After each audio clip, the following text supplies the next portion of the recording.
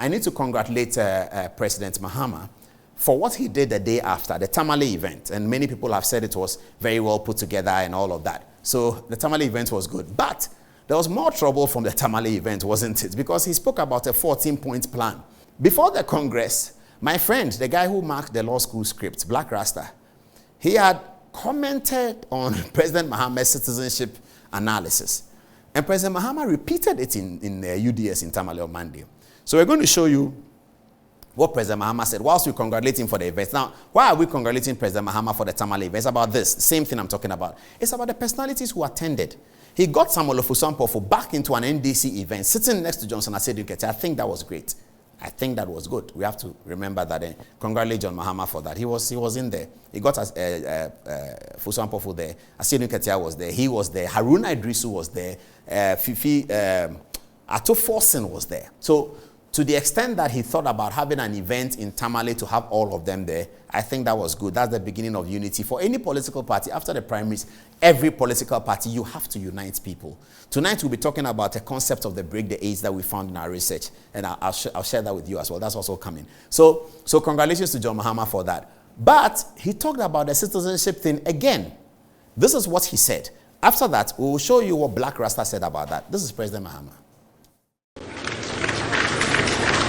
I share the view that Ghanaians in the diaspora must no longer have to renounce their foreign citizenship before they can stand for elections or hold public office in Ghana. I personally believe that most of them make up for their absence with the remittances that they send. And definitely if conditions improve, a lot of them will return home to work here in Ghana. In fact, some Ghanaians in the diaspora have proven to be extremely beneficial to our country. Take, for instance, Professor Frimpong Boateng of the Cardiothoracic Center, fame, who returned from Germany to establish the Cardio Center and has saved. Since the professor's return, he has contributed his significant bit in medicine and in politics. President Mahama is talking about Frimpong Boateng. Now, we have our own views about this citizenship thing. And there's a private members bill that put it up, and so it's gone to the speaker, and the speaker sent it to the Council of State, isn't it? But there's a small disagreement that we have with the citizenship that we can talk about. I always look at, for those of us who grew up in Ghana and studied in Ghana, I always look at two people, two men. Or shall I say two women? Let's use two men, okay? One is in Commonwealth Hall at the University of Ghana. The other one is in Legon Hall. Both of them study medicine. Both of them go abroad to specialize. They go to America. They go to Connecticut, New York, specialize. Both of them specialize and become surgeons, okay? One of them decides after becoming a surgeon that, look, or after becoming a surgeon, both of them are offered American citizenship. One of them says that, oh, the time I was going to school, I come from Nkariye. My uncle always said, oh, the will school be a doctor, no be a MP. He remembers his uncle who is now dead, telling him that, the will school be a doctor, no be a MP. And he went into, he heard it from age 8, 9, 10, 11. His uncle always say, they were being, after every speech day, he collects the mathematics prize. Uncle say, they were being there, who will school be a doctor, or be a MP. So it's in his mind. So he finishes his specialization in America. They're offering him American passports. He's aware that if he takes American passports, he cannot do the MP for Nkariye for his late uncle and his parents and his people. He can't. So he says, no, sorry, I don't want it. The other guy takes the American passport and continues his life in America as a surgeon. He's earning a lot of money. The other one comes to Ghana, comes to work at Kolebu 37, Rich Hospital, and all that. Are we saying that on the day that the whistle is blown for the Nkariye MP, both of them should be qualified to do it? I think no. Loyalty to the motherland is important.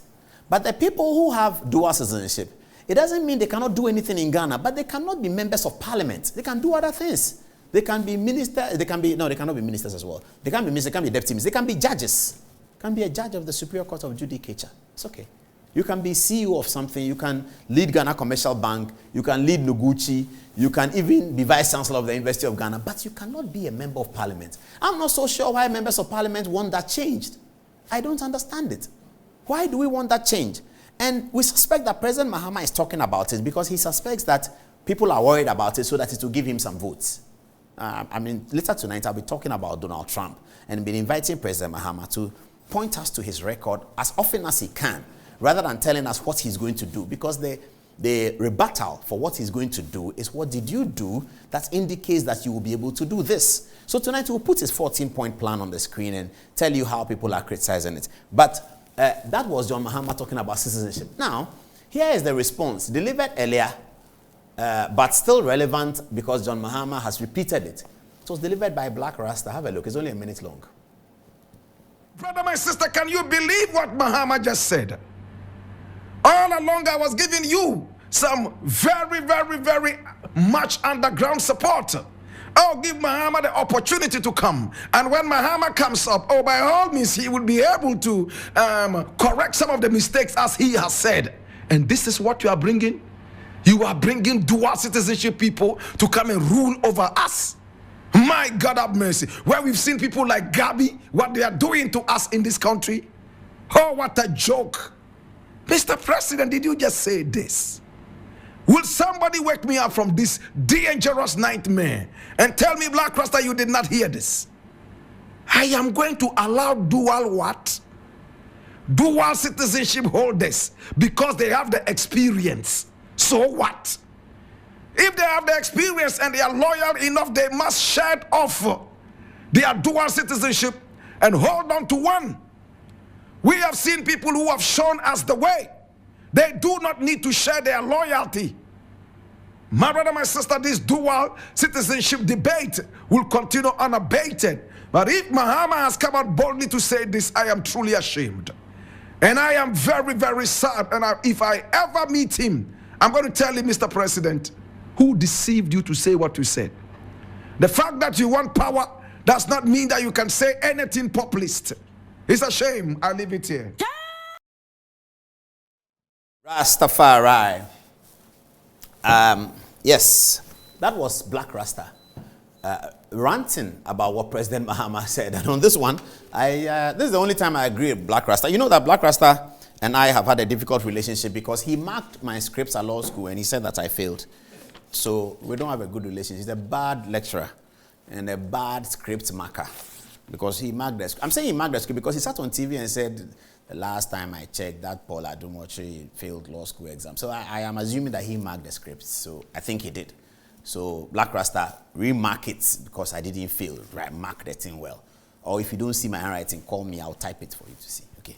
So sometimes, often I disagree with Black Rasta. But on this one, President Mahama, so there's a lot for us to talk about, Mr. President. Mr. President, this dual citizenship thing, Black Rasta is not happy. I'm not happy as well. We are your sons.